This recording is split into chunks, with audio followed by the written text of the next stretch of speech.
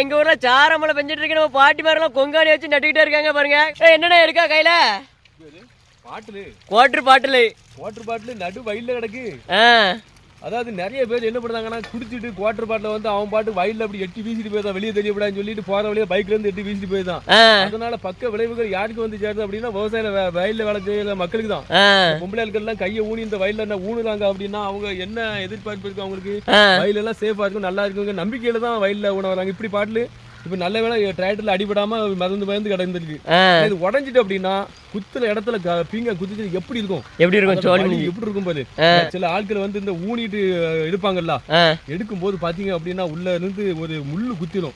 முள்ளு குத்தியாச்சு அப்படின்னா அடுத்த ஊன முடியாது, சாப்பிட முடியாது, சமையல் பண்ண முடியாது, பிள்ளைகளுக்கு ஏதாவது தேவைன்னா எதுவுமே செய்ய முடியாது. அந்த கை குத்தியாச்சு அப்படின்னா குத்துனதான் உள்ள சலம் வச்சு வலிய சலம் வந்து முள்ளு வெளியே வந்தா மட்டும்தான் அடுத்த வேலை செய்ய முடியும்.